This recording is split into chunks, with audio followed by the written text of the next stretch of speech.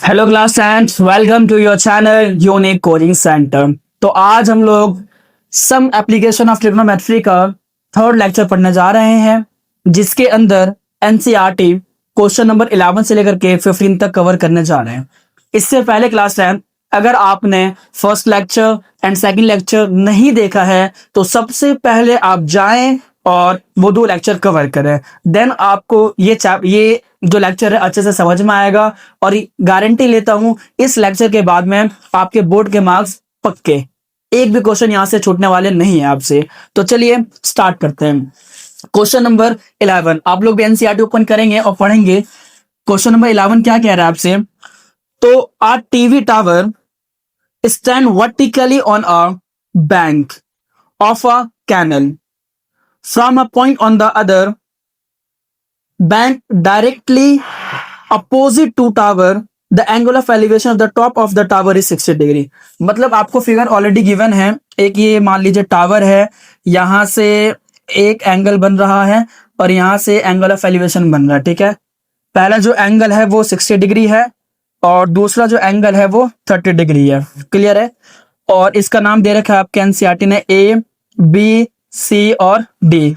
आपको C D की value पता है 20 मीटर, तो आपको बोला find the height of the tower. आपको ए बी की वैल्यू पता करनी है और विड्थ ऑफ द कैनल, और आपको ये विड्थ पता करनी है।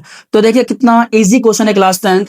तो सबसे पहले मैंने आपको बताया था कि जब भी डबल फिगर होता है तो पहले single figure then large figure solve करते हैं। तो यहाँ पे लिख देंगे according to question we have.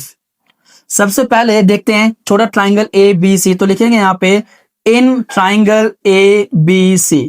A B C में आपको क्या पता है? तो आप बोलोगे सर ना तो हमें पी पता ना तो बी पता, बट इतना पता है कि पी और बी या फिर बी और पी के बीच में रिलेशन लगने वाला है, रेशियो लगने वाला है। एच का कोई यूज नहीं है क्योंकि एच का हमसे पूछा नहीं है।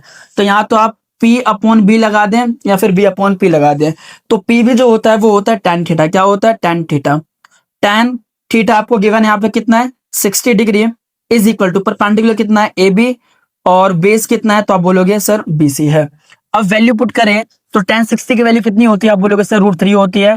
Is equal to A B कितना है हमें नहीं पता, अपॉन में बीसी कितना हमें नहीं पता। इसके नीचे क्या है? 1 क्रॉस मल्टीप्लाई करवाओगे तो अंडर√3 BC इज इक्वल टू में AB हो जाएगा। यहाँ पे एक रिलेशन निकल गया क्या कि जो AB है वो अंडर√3 BC टाइम है। ठीक है, ओके। इसका यूज करेंगे हम आगे क्वेश्चन सॉल्व करने में। अब हम लोग ये ट्राइंगल जो हमारा स्मॉल वाला है वो सॉल्व हो चुका है, अब बड़ा वाला ट्राइंगल सॉल्व करते हैं। तो लिखेंगे यहाँ पे सिमिलर इन ट्राइंगल। बड़ा वाला ट्राइंगल क्या? तो आप बोलोगे सर ए बी और डी। ए बी डी में हमें पी पता है, बी निकालना है। पी बी क्या होता है क्लास 10? अब बोलोगे सर tan थीटा। एंगल कितना बड़े वाले में? 30। तो यहाँ पे लिख दोगे tan 30 is equal to perpendicular कितना है? ए बी, और बेस कितना? तो आप बोलोगे बी डी। क्लियर है? क्लियर है? अब बोलोगे सर क्लियर है। tan 30 कितना होता है? आप बोलोगे सर 1/√3 होता है is equal to A B कितना है? अभी वैल्यू पुट नहीं करना, अभी इसको सिंप्लीफाई करना। ए बी ऐसे रहने दो। इस बी डी को हटा करके क्या मैं बी सी प्लस में सी डी नहीं लिख सकता? मैं बी सी और सी डी को ऐड करूंगा तभी पूरा बी डी मिलेगा। तो मैं इस बी डी को हटा करके इसका जगह पे मैं बी सी प्लस में सी डी लिखूंगा। अब आप क्रॉस मल्टीप्लाई करवाओगे तो बीसी को बीसी प्लस में सीडी को 1 से मल्टीप्लाई करवाओगे तो ये बीसी प्लस में सीडी ही रहेगा इज इक्वल टू √3 को ए बी से मल्टीप्लाई करवाओगे तो ये अंडर√3 ए बी हो जाएगा। यहां तक रिलेशन आपको आई होप समझ में आया होगा। अब क्या करना है? तो आप सोचो आपको किसकी वैल्यू चाहिए। तो पहले मान लो आपको परपेंडिकुलर की वैल्यू चाहिए, और परपेंडिकुलर है कितना? A B. कितना है? A B. कितना है? A B. Okay, A B है ना? ए बी है ना? और आपको यहाँ पे पता है कि ए बी या तो आप चाहो तो बी सी निकाल सकते हो या चाहो तो आप ए बी, आपकी मर्जी है। तो मैं ऐसे करता हूं, पहले जो है ना बी सी की वैल्यू पता करता हूं। ठीक है, तो या फिर मैं ए बी की वैल्यू पता करता हूं। यहाँ पे देखो ए बी किसके इक्वल है? अंडर√3 BC के इक्वल है। तो इस BC को आप ऐसे रहने दो, प्लस में सी डी की वैल्यू पता आपको 20, तो यहाँ पे आप 20 लिख दो इज इक्वल टू अंडर√3 ऐसे रहने दो। इस ए बी को हटा करके इसके जगह पे मैं अंडर√3 BC लिख सकता हूं। क्यों? क्योंकि मैंने पहले रिलेशन इसको प्रूफ कर दिया कि √3 BC जो वो ए बी के इक्वल है। आप सॉल्व करोगे तो ये हो जाएगा BC प्लस में 20 इज इक्वल टू √3 को 3 से मल्टीप्लाई करवाओगे 3 BC हो जाएगा। तो 20 is equal to 3 BC minus में BC हो जाएगा। तो 20 इज इक्वल टू 3 BC में से BC गया, कितना बच जाएगा? 2 BC। 2 मल्टीप्लाई के फॉर्म में डिवाइड में आएगा तो 20 अपॉन में 2 इज इक्वल टू में कितना हो जाएगा BC, 2 1 2, 2 10 20, तो 10 इज इक्वल टू BC। मतलब क्या कि BC ये जो आपका विड्थ हो जाएगा वो 10 हो जाएगा। कितना हो जाएगा? 10 हो जाएगा। कितना हो जाएगा? 10 हो जाएगा। क्लियर है? तो यहाँ पे लिख देंगे width of canal is 10 metre. Clear है? अब हमें क्या पता करना है? ये इसका पोल है ना, टावर का हाइट पता करना है, मतलब AB पता करना है। नाउ AB पता करना है और AB की वैल्यू किसके इक्वल है? अब बोलोगे सर A की जो वैल्यू है वो √3 BC के इक्वल है और आपने BC की वैल्यू कितना निकाला? 10। तो यहाँ पे AB की वैल्यू कितनी आ जाएगी? 10 √3 मीटर। तो हाइट ऑफ पोल जो हो जाएगा वो 10 √3 हो जाएगा और विड्थ ऑफ कैनल जो हो जाएगा वो आपका 10 मीटर हो जाएगा। आई होप क्लास 10 आपको बहुत अच्छे से समझ में आया होगा। क्लास क्वेश्चन 11 आप इसका स्क्रीनशॉट लें, ठीक है। देन हम सॉल्व करते हैं क्वेश्चन नंबर 12। ये स्टार्ट करते हैं क्वेश्चन नंबर 12। जल्दी से एनसीईआरटी निकाले और आप लोग भी साथ में पढ़ें। क्वेश्चन नंबर 12 क्या बोल रहा है? तो क्या रहा है? From the top of a 7 metre height building, एक बिल्डिंग है जो कि 7 मीटर हाइट है उसकी। तो कह रहा है from the top of 7 metre height building, 7 metre height building के टॉप से the angle of elevation of the top of a tower cable is 60 degree. अब मान लीजिए टावर केबल है, इससे इसका टॉप का जो एंगल बन रहा है वो बन रहा है 60 डिग्री। क्लियर है? फिर आगे बोला and the angle of depression of its foot, मतलब कि इसके angle of depression, angle of depression मतलब कि ये जो एंगल हो रहा है ये हो रहा है 45। ठीक है? तो आपको ये टावर की हाइट बताने क्लास 10। देख कितना इजी क्वेश्चन है। तो अगर मैं इसको हॉरिजॉन्टल लाइन से मिला दूंगा, अब मुझे ये बताओ, मैंने आपको फर्स्ट लेक्चर में बताया था कि ये एंगल ऑफ डिप्रेशन है, एंगल ऑफ डिप्रेशन को एंगल ऑफ एलिवेशन में कन्वर्ट करते हैं। तो अगर ये 45 है तो ये भी आपका 45 डिग्री हो जाएगा। नाम दे देते हैं ABCDE। आपको क्या करना है? EC की वैल्यू पता करनी है। एक बात आप मुझे यहाँ पे बताओ, जो AB की वैल्यू है वो सेम वैल्यू किसकी हो जाएगी? CD की। अगर ये 7 मीटर है तो ये भी 7 मीटर हो जाना है। ओके, अब कॉमन सेंस लगाओ। इन ट्रायंगल ABC के हेल्प से मुझे P पता B निकाल दूंगा और जो ये B होगा सेम वही ये भी हो जाएगा। इस वाले ट्रायंगल में देखोगे तो आपको बेस पता है, परपेंडिकुलर निकाल दोगे और दोनों को ऐड कर दोगे तो टोटल हाइट ऑफ केबल आ जाएगा। तो चलिए स्टार्ट करते हैं। तो यहाँ पे लिखेंगे according to question we have, तो पहले कौन सा ट्राइंगल है? तो लिखेंगे इन ट्राइंगल ABC में आप बोलोगे सर P पता है, B निकालना है, P भी क्या होता है? आप बोलोगे सर tan थीटा होता है। tan थीटा कितना है? 45 degree is equal to perpendicular कितना है? AB और बेस कितना है? BC। अब वैल्यू पुट करोगे tan 45 कितना होता है? 1 इज इक्वल टू AB कितना है? आप बोलोगे सर 7 मीटर। BC कितना है? पता नहीं, क्रॉस मल्टीप्लाई करवाओगे तो BC की वैल्यू कितनी आ गई? 7 मीटर। तो मुझे पता चल गया ये 7 है तो ये भी 7 हो जाएगा। यहां से शॉर्टकट याद कर लेना कि जब भी 45 डिग्री आएगा, ठीक है, या अगर आपको बेस पता है परपेंडिकुलर निकालना है, फिर परपेंडिकुलर निकालना बेस पता है तो आप दोनों को इक्वल कर देना। ठीक है, रूल होता है ये। अब आगे देखेंगे, ये 7 मीटर है तो बेटा ये भी 7 मीटर हो जाएगा। क्लियर है? अब यहाँ पे सॉल्व करते हैं। तो नाउ इन ट्राइंगल EDA में आपको क्या पता है? तो आप बोलोगे सर बेस पता है, परपेंडिकुलर निकालना है। BP जो होता है वो होता है cot थीटा। तो cot थीटा कितना? 60 degree is equal to base कितना है? AD और परपेंडिकुलर कितना है? ED। cot 60 कितना होता है? तो आप बोलोगे सर cot 60 की जो वैल्यू होती है वो 1/√3 होती है। AB कितना है? तो आप बोलोगे सर AB जो है वो 7 मीटर है। ED कितना? आप बोलोगे सर ED ही तो फाइंड करना है। क्रॉस मल्टीप्लाई करवाओगे तो ED is equal to 7/√3 metre आ जाएगा। क्लियर है? अब फाइनली मुझे क्या निकालना है? तो टोटल हाइट ऑफ टावर निकालना है। ठीक है, टावर केबल निकालना है। तो आप टावर केबल का मतलब क्या कि मुझे EC चाहिए। तो मैं EC कैसे निकाल सकता हूं? तो अगर आप बोलोगे इस तरह, अगर आप ED इसकी वैल्यू को जो अभी आपने निकाला है कितना 7/√3 और आप CD की वैल्यू को ऐड कर देंगे तो आपको टोटल EC मिल जाएगा। अब वैल्यू पुट कर दो। ED कितना है? ED कितना? ED तो आप बोलोगे सर ED जो है वो 7/√3 मीटर है। प्लस में CD कितना? तो आप बोलोगे सर CD जो है वो 7 मीटर है। यहाँ पे दोनों में 7 दिख रहा है तो 7 कॉमन ले लोगे तो क्या बच जाएगा? √3 प्लस में 1 मीटर। तो टोटल हाइट ऑफ टावर जो होगा क्लास 10 वो हो जाएगा 7/√3 प्लस 1। ये आपका आंसर आ जाएगा। तो जल्दी से इसका स्क्रीनशॉट लें, देन हम आगे क्वेश्चन को बढ़ते हैं। स्क्रीनशॉट ले जल्दी से। चलिए अब नेक्स्ट क्वेश्चन करते हैं 13, 14, 15। मैं सोच रहा हूँ कि 13 जो है वो एंगल ऑफ डिप्रेशन पे है और मैंने आपको एंगल ऑफ डिप्रेशन समझा दिया है। तो आप 13 क्वेश्चन खुद से ट्राई करें, ठीक है। अगर आपसे सॉल्व नहीं होता है तो आप कमेंट करें, ठीक है। तो मैं आपके लिए 13 क्वेश्चन के लिए 13 क्वेश्चन का एक अलग से वीडियो बना दूंगा, क्योंकि सेम एंगल ऑफ डिप्रेशन पे और एंगल ऑफ डिप्रेशन पे हम लोगों ने क्वेश्चन सॉल्व कर लिया है। तो आप करते हैं हम लोग question number 14। Question number 14 very very very important है, तो बहुत ध्यान से समझना। क्वेश्चन नंबर 14 क्या कह रहा है कि आप 1.2 मीटर टॉल गर्ल, एक बॉनी लड़की है जो कि 1.2 है, ठीक है, 1.2 metre. A balloon moving with the wind in a horizontal line at a height of 88.2 metre from the ground।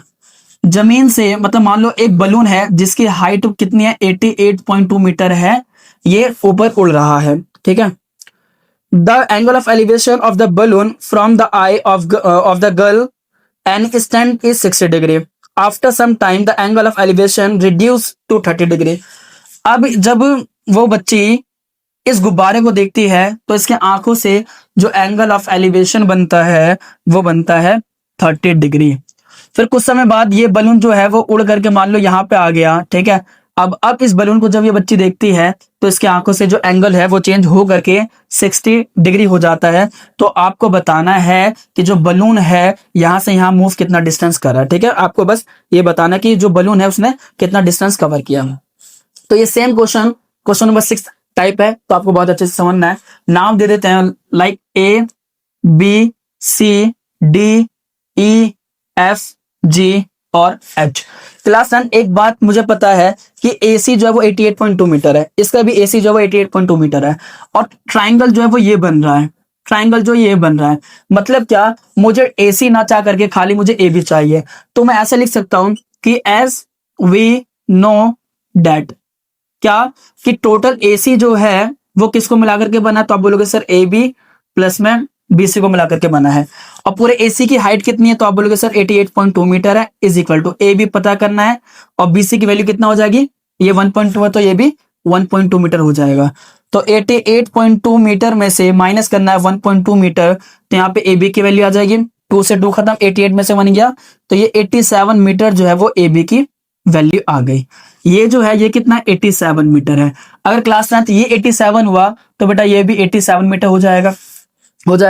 आप चेक करो स्मॉल ट्रायंगल कौन सा है, तो स्मॉल ट्रायंगल ये है, ये लास्ट ट्रायंगल है। तो पहले स्मॉल ट्रायंगल सॉल्व करते हैं, तो यहाँ पे लिखेंगे कि इन ट्रायंगल HEF में आपको P पता है, B निकालना, और P भी कितना होता है, बोलोगे सर tan थीटा। थीटा कितना 60, तो यहाँ पे लिख दोगे tan 60 is equal to perpendicular कितना है HE अपॉन में बेस कितना है FE। tan 60 कितना होता है √3 इज इक्वल टू HE कितना है, तो आप बोलोगे 87, और FE फाइंड करना है, क्रॉस मल्टीप्लाई करवाओगे तो FE is equal to 87 upon में √3 हो जाएगा। और आपको पता है रूट नीचे नहीं होना चाहिए, तो इसको जब आप रैशनलाइज करोगे तो √3 अपॉन में √3 हो जाएगा। तो FE इज इक्वल टू 87 को √3 से मल्टीप्लाई करवाओगे तो 87 √3 हो जाएगा, √3 को √3 से मल्टीप्लाई करवाओगे 3 हो जाएगा। अब चेक करो क्या 87 3 से डिवाइड होता है, तो दोनों को ऐड करो तो कितना हो जाएगा, 8 और 7 को ऐड करोगे 15 जो वो 3 से डिवाइड होता है तो डिवाइड हो जाएगा। देखो 3 1 जा 3, 3 2 जा 6, 2 बचिया, 3 9 जा 27। मतलब क्या कि FE की जो वैल्यू है वो है 20√3। कितनी है 20√3। अब नाउ बड़ा ट्राइंगल सॉल्व करते हैं। तो इन ट्राइंगल ABF सॉल्व करते हैं। ABF में क्या कहोगे, तो आप बोलोगे सर P पता, B निकालना है, P भी क्या होता है, आप बोलोगे सर tan थीटा होता है। tan थीटा आपको गिवन है कितना 30 डिग्री, तो यहाँ पे आप 30 डिग्री पुट कर सकते हो। परपेंडिकुलर कितना है AB है, और बेस कितना है, तो बड़ा वाला देखोगे बेस है BF, तो यहाँ पे आप BF लिख सकते हो। tan 30 की वैल्यू कितनी होती है 1 अपॉन में √3 इज इक्वल टू AB ऐसे रहने दो, और इस BF को हटाओ, BF के जगह पे क्या लिख दो BE प्लस में FE। अब क्रॉस मल्टीप्लाई करवाओगे तो कंफ्यूज नहीं हो गए आप, तो क्रॉस मल्टीप्लाई करवाओगे तो ये BE प्लस में FE is equal to √3 AB हो जाएगा। अब वैल्यू पुट कर दो, क्लियर है। आपको वैसे भी BE चाहिए तो BE को सेम रहने दो प्लस में, FE आपने निकाल लिया कितना है, तो आप बोलोगे सर 29√3 मीटर है इज इक्वल टू AB आपको पता है कितना 87 है, तो ये 87√3 मीटर हो जाएगा। तो BE is equal to 87√3 minus 29√3 हो जाएगा। तो BE इज इक्वल टू आपको माइनस करना है 87 में से 29। तो आपको पता है रूट थ्री कितना हो जाएगा, सेम हो जाएगा। और 87 में से 29 को आप लेस करें, 87 को 29 से लेस करें, वो आपका आंसर आ जाएगा। तो आई होप आपको क्वेश्चन नंबर जो है 14 भी बहुत अच्छे से समझ में आया होगा। और जल्दी जल्दी एक छोटा सा होमवर्क दिया है, 87 में से 29 माइनस करें और कमेंट में इसका फाइनली आंसर आप बताएं क्या आएगा। लास्ट क्वेश्चन हम लोग करते हैं सॉल्व एनसीईआरटी, जो कि है क्वेश्चन नंबर 15। इसका आप लोग स्क्रीनशॉट ले पहले, देन लास्ट क्वेश्चन सॉल्व करते हैं। आई होप आप लोगों ने स्क्रीनशॉट ले लिया होगा। अब लास्ट क्वेश्चन है 15। 15 भी very very very important question है। 15 भी वेरी वेरी इंपॉर्टेंट क्वेश्चन है, क्लास 10th ध्यान से पढ़ेंगे। लास्ट क्वेश्चन है आप लोगों का एनसीईआरटी का, क्वेश्चन नंबर 15, जिसको वेरी वेरी इंपॉर्टेंट बोलेंगे। क्या कह रहा है, a straight highway leads to the foot of the tower. एक टावर है, ठीक है, और एक हाईवे है जो कि इस टावर को टच करता है, ठीक है। A man standing at the top of the tower, और एक आदमी है जो कि टावर के टॉप पे बैठा हुआ है। Observe a car eight an angle of depression 30 degree which is appearing the foot of the tower with a uniform speed. 6 seconds later the angle of depression of the car is found to be 60. Find the time taken by the car to reach the foot of the tower from the point. मतलब मान लो एक car यहाँ पे है और एक car यहाँ पे है, तो इसके आंखों से जो एंगल ऑफ डिप्रेशन बनता है क्लास 10, एंगल ऑफ डिप्रेशन जो बनता है, एक बनता है 30 डिग्री का और एक बनता है मान लीजिए इसे ही कितना बन रहा है 60 डिग्री का। क्लियर है। तो आपको पता है यहाँ पे, तो इसको आप चेंज करेंगे तो ये 30 डिग्री हो जाएगा और ये 60 डिग्री हो जाएगा, ठीक है। और आपको यहाँ से यहाँ कार जो पहुंच रहा है दे रखा है, यहाँ से यहाँ जो कार पहुंच रहा है वो पहुंच रहा है 6 सेकंड में। कितने में? 6 सेकंड में। तो आपको बताना है कि कार यहाँ से जो है ना टावर के पास पहुंचेगा कितने टाइम में, ठीक है। आपको ये बताना है, बस सिंपल सा क्वेश्चन है। और तो कुछ इन्फॉर्मेशन नहीं गिवन है ना, ठीक है, और कुछ इन्फॉर्मेशन नहीं गिवन है। नाम दे दो इसका ए, इसका बी, इसका सी और इसका डी। चलिए सॉल्व करते हैं, लास्ट क्वेश्चन है। अब मुझे ये बताओ क्लास 10th, छोटा ट्राइंगल ही है तो लिख देंगे कि in triangle A B C, A B C में ना तो पी पता है ना तो बी पता है। पी भी क्या होता है? tan theta. तो tan थीटा कितना है? 60 degree is equal to perpendicular कितना है? आप बोलोगे सर ए बी है, और बेस कितना? आप बोलोगे सर बी सी है। tan 60 कितना होता है? तो आप बोलोगे सर tan 60 जो होता है √3 होता है, is equal to A B पता नहीं और बी सी पता नहीं। इसके नीचे कुछ नहीं, तो वन क्रॉस मल्टीप्लाई करवाओगे तो यहां से √3 B C is equal to में ए बी आ जाएगा। एक रिलेशन मिल गया है जो कि आपको याद रखना है। नाउ